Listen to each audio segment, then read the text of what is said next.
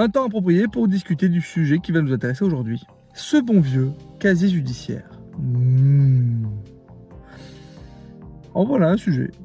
Bon, pas bien dur à piger, il s'agit d'un fichier qui récapitule l'ensemble des informations pénales sur un individu, voire une personne morale. Et celui-ci est divisé en 3 compartiments.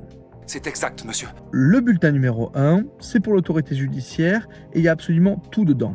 Vous ne pouvez pas vous cacher. Le bulletin numéro 2, qui est accessible aux administrations et qui va venir concerner l'essentiel des informations pénales, sauf les condamnations avec sursis ou qui ont fait l'objet d'une dispense de peine.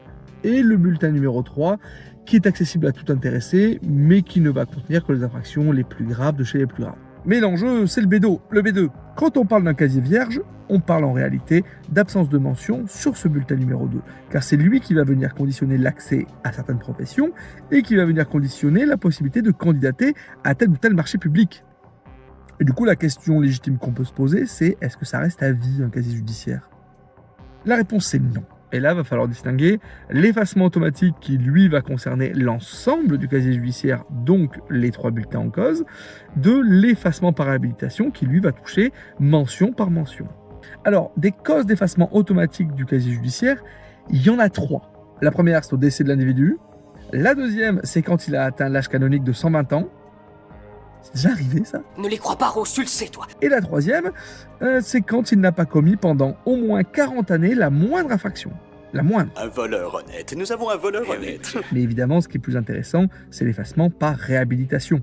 Alors, soit cette réhabilitation, elle apparaît de plein droit après l'écoulement d'un certain délai propre à chacune des infractions, genre 5 années pour un délit, 10 années pour un crime, soit alors la réhabilitation est judiciaire à la suite d'une décision rendue par la chambre de l'instruction. Ok, ça c'est pour l'effacement, mais est-ce qu'on pourrait pas tout simplement empêcher l'inscription d'une mention pénale à ce casier ? Ce serait plus simple. Et oui, c'est possible, ça s'appelle une dispense. Et cette dispense est une faculté qui est offerte à la juridiction qui rend la décision pénale. En gros, ça va faire « oui, je suis coupable, condamnez-moi, mais pas besoin de savoir ». Bon, évidemment, ça marche pas pour tous les types d'infractions. Genre tout ce qui est de nature... Peut-être l'a-t-il fait pendant que vous vous rhabillez, ma chère. C'est mort. Bon, que ce soit une réhabilitation judiciaire ou une dispense, ça se plaide. Pourquoi ? Parce que bim, du droit.